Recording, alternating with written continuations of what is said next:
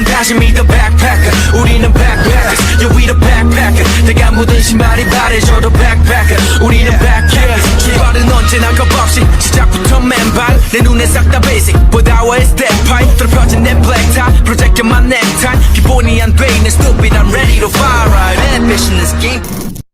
Assalamualaikum warahmatullahi wabarakatuh. Kami dari kelompok 5 akan mempresentasikan tugas video akuntansi syariah tentang akad murabahah, akad salam, dan akad istisna. Selamat menyaksikan. Tahukah kalian apa itu akad murabahah? Akad murabahah adalah transaksi penjualan barang dengan menyatakan harga perolehan dan keuntungan atau margin yang telah disepakati antara penjual dan pembeli. Tahukah kamu apa itu akad salam? Akad salam merupakan pembelian suatu barang yang pembayarannya dilakukan di muka, sedangkan penyerahan barangnya itu dilakukan di kemudian hari. Ini digunakan untuk memfasilitasi pembelian suatu barang. Biasanya digunakan untuk barang hasil pertanian yang memerlukan waktu untuk memproduksinya. Baiklah, di sini saya akan menjelaskan yaitu tentang akad istisna. Istisna adalah akad jual beli dalam bentuk pesanan pembuatan barang tertentu, di mana barang belum ada saat akad dilakukan dan pembuat atau penjual berjanji membuat barang tersebut sesuai dengan spesifikasi yang dipesan oleh pembeli. Rukun murabahah terdiri dari 3. Yang pertama itu ada transaktor atau pihak bertransaksi. Itu terdiri dari penjual selaku bank syariah dan pembeli selaku nasabah. Yang kedua itu ada objek murabahah, yaitu barang yang diperjualbelikan dan harga barang. Itu terdiri dari harga perolehan dan keuntungan atau margin. Yang ketiga itu zigot, yaitu ijab dan qabul, yaitu ungkapan setuju antara penjual dan pembeli secara lisan maupun tulisan. Adapun rukun-rukun akad salam. Yang pertama itu ada muslam. Muslam adalah pihak yang membayar uang di muka dan menunggu barang yang di masa mendatang. Yang kedua itu adalah muslam ilaih. Muslam ilaih itu adalah orang yang menerima uang di muka dan berkewajiban untuk menyerahkan barang yang di masa mendatang. Yang ketiga itu adalah muslam fi. Muslam fi adalah barang yang dipesan harus memiliki spesifikasi yang jelas dan diukur, ditimbang dengan jelas, dan tidak termasuk barang yang harus diserahkan secara langsung seperti emas, perak, ataupun uang. Yang keempat itu ada ra'as al-mal, harga yang dibayar tunai dan penuh di awal akad. Yang kelima ada siwat. Siwat itu adalah ijab kabul, pernyataan saling setuju antara penjual dan pembeli. Rukun istisna. 1. Pihak yang berakad atau al-aqidain, terdiri dari pembeli atau mustahik dan penjual atau pembuat sani. 2. Objek pesanan masnu, barang yang dipesan harus dapat dibuat, memiliki spesifikasi yang jelas dan halal. 3. Harga atau saman, harus disepakati di awal akad, bisa dibayar di muka, bertahap atau setelah barang jadi. Dan yang terakhir, ijab dan qabul atau sigat akad. Ada kesepakatan antara kedua belah pihak, baik secara lisan maupun tertulis. Contoh transaksi akad murabahah, salam, dan istisna. Baiklah teman-teman, kita memasuki contoh dari akad murabahah. Yaitu contohnya itu pada tanggal 5 Januari, PT Cahaya Hati melakukan negosiasi dengan Bank Murni Syariah untuk memperoleh fasilitas murabahah dengan pesanan untuk pembelian kendaraan sebuah mobil dengan rencana sebagai berikut. Yang pertama itu ada harga barang. Harga barangnya itu sebesar 100 juta. Nah, uang mukanya itu 10 juta. Pembiayaan oleh bank itu 90 juta dan marginnya itu 18 juta. Nah, 18 juta ini dari mana? Dari 20% dari pembiayaan 90 juta ini. Ini pokoknya 20% dari pembiayaan oleh bank. Lalu ini harga jualnya 118.000. Nah, 118 ini dari harga jual asli, harga jual barang yang asli itu 100 juta ditambah dengan marginnya 18 juta. Jadi total harga jual ke nasabah itu sebesar 118 juta. Yang keenam itu ada jumlah bulanan angsuran. Nah, di sini nasabah itu mencicil selama 24 bulan atau 2 tahun. Yang ketujuh itu ada biaya administrasi. Biaya administrasi itu 1%. Nah, 1% ini diambil dari dikali 90 juta itu pembiayaan. 90 juta itu pembiayaan oleh bank. Jadi 1% dari 90 juta itu sebesar 900.000. Kita langsung aja ke perhitungannya. Yang pertama itu perhitungan angsuran per bulan dan pendapatan yang diakui. Jadi kita harus menghitung bulanan angsurannya dulu. Nah, bulanan angsuran itu rumusnya total piutang dikurang dengan uang muka. Nah, total piutang itu harga jualnya yaitu sebesar 118 juta. Jadi total piutangnya itu 118 juta. Kita kurangkan dengan uang mukanya. Nah, uang mukanya itu 10 juta. Jadi kita kurangkan dengan 10 juta. Terus kita bagi dengan jumlah bulanan. Jumlah bulanan angsuran itu tadi kan 24, berarti jumlah bulanan angsuran itu dibagi 24. Sama dengan 118 juta, kita kurangkan dengan 10 juta itu 108 juta. Terus kita bagi dengan 24. Hasilnya itu Rp 4.500.000. Jadi nasabah itu memberikan angsuran ke bank itu sebesar 4.500.000 per bulannya. Jadi kita lanjut perhitungannya yang kedua, yaitu perhitungan presentasi keuntungan dari perbandingan dengan total piutang bersih. Nah, untuk mengetahui presentasi keuntungan itu rumusnya itu total margin kita bagikan dengan total piutang bersih dikali 100. Jadi total marginnya itu kan sebesar 18 juta. Kita bagi dengan total piutang bersihnya itu sebesar 108 juta.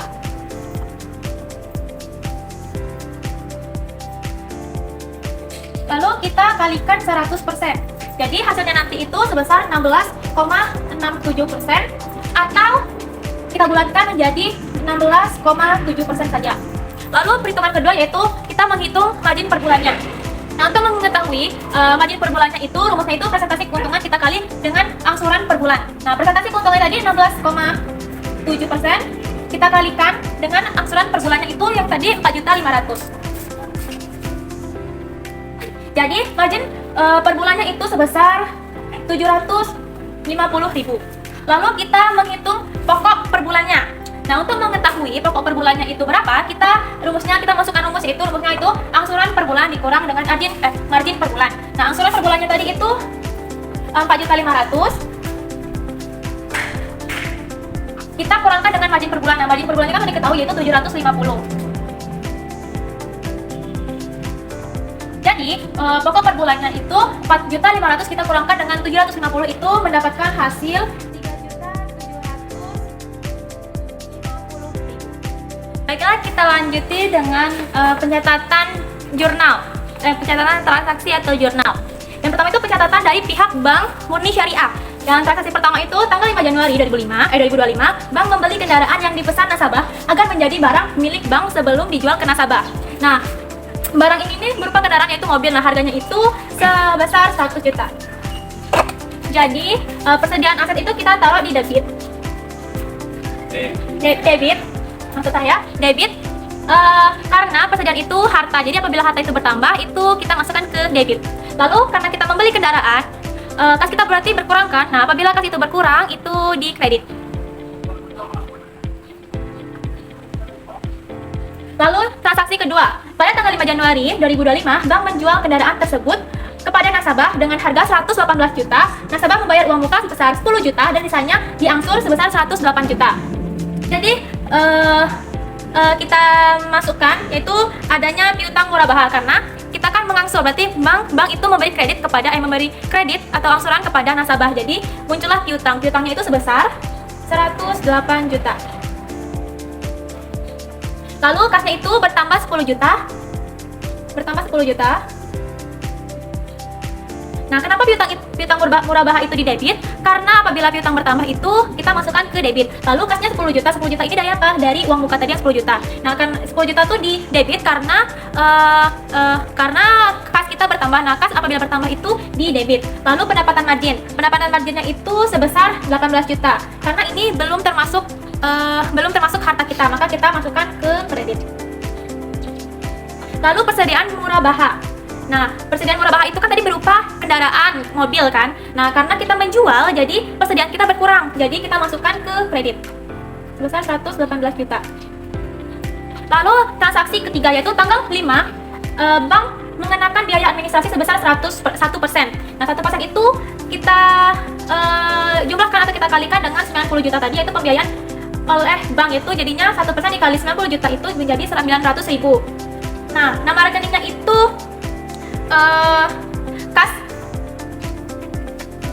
Dan pendapatan administrasi. Nah, kas itu jadi karena nasabah itu membayar uang administrasi sebesar 900.000, jadi kasnya bertambah. Karena kas bertambah itu di debit, jadi kas di debit 900.000. Lalu pendapatannya kita masukkan ke kredit karena ini belum menjadi pendapatan. Lanjut pada transaksi keempat. Transaksi keempat itu pada tanggal 5 Februari 2005, nasabah membayar angsuran bulan pertama. Jadi kas bank itu mendapatkan kas sejumlah 4.500.000 karena nasabah itu membayar sebesar angsuran per bulannya itu 4.500.000. Lalu piutang murabahannya itu yaitu sebesar 3.750.000 dan pendapatan marginnya itu sebesar 750. Nah, kas itu bertambah kan, kalau bertambah itu di debit, makanya kita tulis di debit. Nah, lalu piutang murabaha dan pendapatan itu kita tulis kredit karena itu belum menjadi pendapatan, belum menjadi hak perusahaan. Lalu kita masuk ke pencatatan di pihak PT-nya, PT Cahaya Hati atau dari sisi nasabah.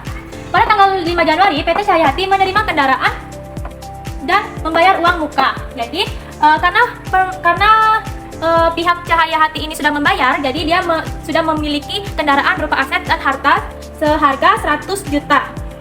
180 juta, kan dia membayar 118 juta. Nah, piutang murabahannya itu sebesar 100 juta. Dan pendapatan margin murabahannya itu sebesar 18 juta. Lalu pada transaksi kedua, pada tanggal 5 Januari 2005, PT Cahayati membayar biaya administrasi sebesar 1%. Tadi 1% tadi kan 900.000. Jadi karena PT Cahayati itu membayar, jadi itu termasuk beban administrasi sebesar 900.000. Beban apabila bertambah atau dibayarkan itu masuk ke debit. Karena kita membayarkan beban, jadi kas kita itu berkurang. Jadi kalau kas berkurang itu masuk di kredit. Lalu transaksi ketiga itu pada tanggal 5 Februari 2025, PT Cahayati membayar angsuran bulan pertama. Jadi utang murabaha yang utang pokoknya itu sebesar 3.750. Nah, lalu beban margin murabahannya itu sebesar 750. Dan kasnya itu berkurang sebesar 4.500. Nah, baiklah teman-teman, ini adalah penjurnalan transaksi salam, yaitu transaksi pertama yaitu penerimaan dana dari nasabah penjual. Nah, pada saat Bank Syariah melakukan akad salam dengan PT Tarik Argo Mandiri dan menerima dana salam sebesar 700 juta. Nah, jadi dananya itu kita masukkan ke kas, yaitu kas itu adalah harta. Jadi masuk ke debit, yaitu 700 juta. Dan juga di sini ada utang salam. Kenapa utang salam? Karena menerima uang tapi belum dikerjakan. Jadi masukkan ke kredit, yaitu 700 juta.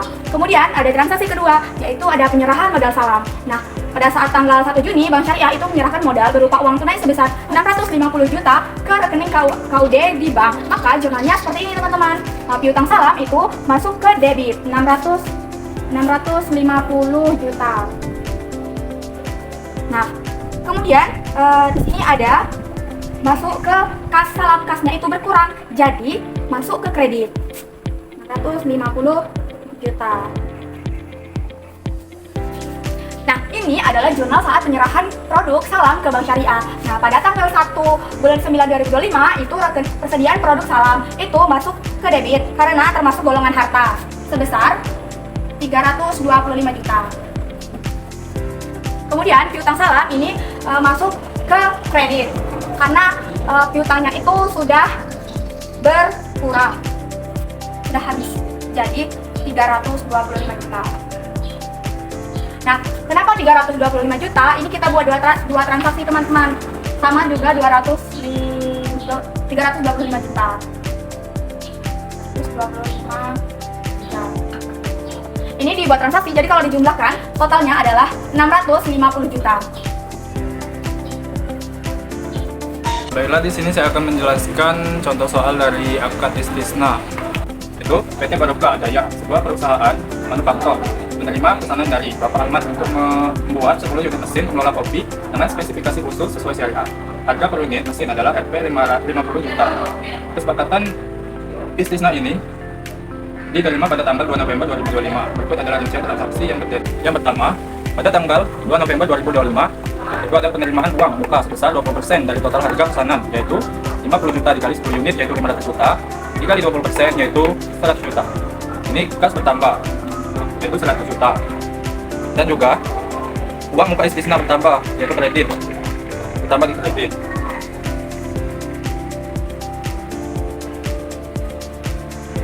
Pada tanggal 15 Desember 2025, itu terjadi pembelian bahan baku secara tunai nilai 150 juta. Itu masuk ke debit. Bahan baku bertambah berupa bahan baku.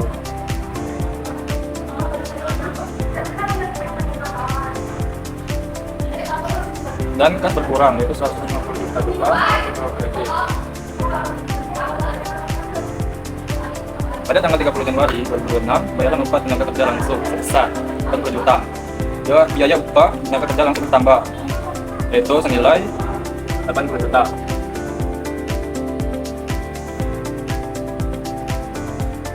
Dan kas berkurang, masuk kredit, ke 80 juta juga. Nah, di sini pada tanggal 15 Februari 2026, itu ada penyerahan 5 unit mesin pengelola kopi pada Bapak Ahmad. Piutang istisna bertambah, debit, dan dapat ini istisna diakui kredit sebesar nilai mesin yang diserahkan, yaitu 5 unit kali 50 juta, yaitu 250 juta. Bapak Ahmad bayar 50% dari mesin yang diserahkan, yaitu RP 250 juta dikali 50%. Itu sama dengan 125 juta. Kas bertambah, masuk di debit. Senilai 125 juta. Dan piutang istisna berkurang, yaitu untuk kredit nilai 220 juta.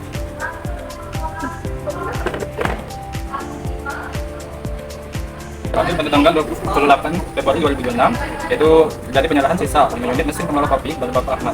Piutang istisna bertambah, debit. Pendapatan istisna diakui kredit sebesar nilai mesin yang diserahkan, yaitu 5 unit dikali 50 juta, yaitu 250 juta. Bapak Ahmad melunasi sisa pembayaran, yaitu 250 juta ditambah 125 juta uang muka, sama dengan RP 375 juta akan bertambah debit, yaitu sebesar 250 juta.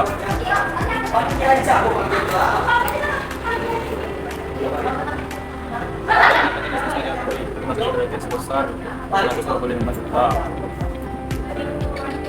Dan selanjutnya uang muka istisna berkurang, termasuk di kredit senilai 100 juta. Itu